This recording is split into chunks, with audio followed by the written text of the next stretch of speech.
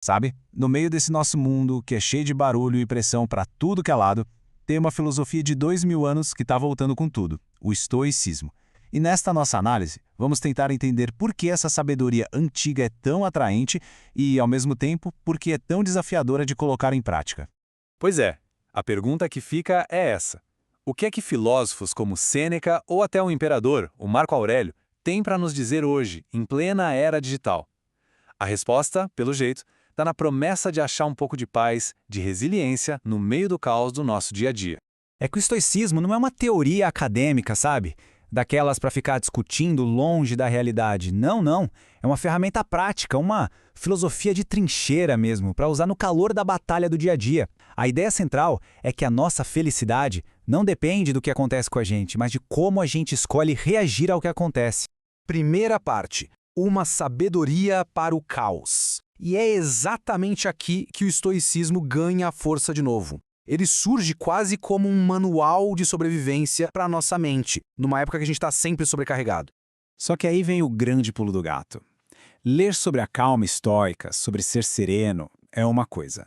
Agora, sentir aquela raiva subindo no trânsito e conseguir de fato aplicar esses princípios, isso é outra história completamente diferente. E é essa lacuna, esse abismo entre o saber e o fazer que a gente vai explorar agora. Segunda parte. Por que é tão difícil?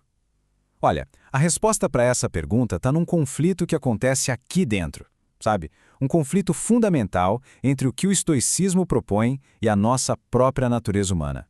O nosso primeiro grande obstáculo está aqui, olha só. A gente é programado para buscar estabilidade. A gente constrói castelos de areia, sabe? No emprego, nos relacionamentos, na saúde, esperando que tudo dure para sempre. Mas a realidade, como os estoicos vivem nos lembrando, é como uma onda que vem e leva tudo. Tudo é passageiro. E aceitar isso de verdade não é ser pessimista, não. É um chamado para a gente valorizar e muito o agora. E o segundo conflito é a tirania das nossas emoções. Voltando para o exemplo do trânsito, a reação imediata é sentir que a raiva é um fato, que a culpa é do outro motorista. Mas um estoico diria, peraí, a raiva não vem do carro que te fechou. Ela vem do seu julgamento, da sua crença de que ele não devia ter feito isso. Mudar essa crença, isso exige uma vigilância mental constante o tempo todo. Terceira parte, o mapa do controle. Para ajudar a gente a focar nossa energia e a navegar por esses conflitos, os estoicos nos deram uma ferramenta. E que ferramenta! Talvez a mais famosa de todas.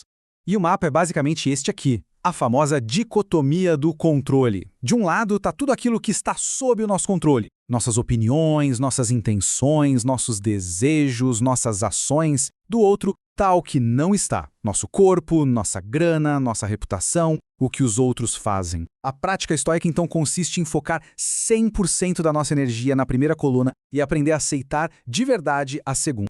Muita gente confunde isso com passividade, com ser apático, mas é justamente o contrário. Pensa no arqueiro. Ele controla o treino, a respiração, a mira, tudo isso está com ele.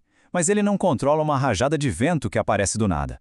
O estoico se concentra totalmente no ato de atirar bem e aceita o resultado com tranquilidade. É sobre ter foco radical, eficiência máxima. Quarta parte, amar o que acontece. Agora, se aceitar o que a gente não controla já parece difícil, os estoicos nos levam para um outro nível. Um conceito que é tipo o auge da prática. E esse conceito é o amor fati, que significa amor ao destino. A ideia aqui não é só tolerar os problemas da vida, não. É abraçar os problemas, é enxergar cada evento, seja ele bom ou ruim, como algo essencial para a nossa jornada, para quem a gente é. E essa citação do Marco Aurélio, ela resume isso de forma perfeita. O impedimento à ação avança a ação. O que está no caminho se torna o caminho. O que isso quer dizer? Quer dizer que aquilo que parece ser um obstáculo, na verdade, é o combustível que nos move para frente. A dificuldade não está bloqueando o caminho, ela é o caminho. Na prática, isso significa uma virada de chave mental, uma mudança radical. A gente para de se perguntar por que isso está acontecendo comigo, sabe? Com aquela postura de vítima. E começa a se perguntar como eu posso usar isso. Como alguém que transforma a adversidade em oportunidade. A metáfora aqui é muito poderosa.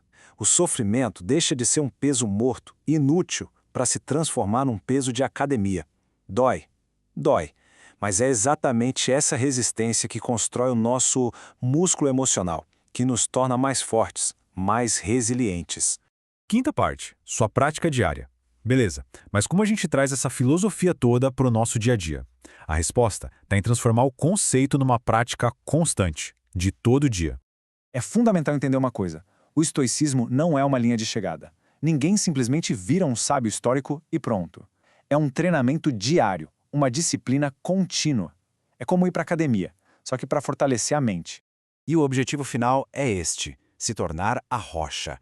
As tempestades da vida não vão parar de vir. A água vai continuar batendo forte, mas a prática estoica nos fortalece para que, no meio de tudo isso, o nosso centro, o nosso núcleo, permaneça inabalável. E para fechar, fica a pergunta: qual pequeno incômodo hoje vai ser o seu aliado? Não precisa esperar uma grande crise para praticar, não. Um e-mail chato que chegou, um pequeno atraso. Como dá para transformar esse obstáculo no seu caminho? A prática começa agora, no pequeno.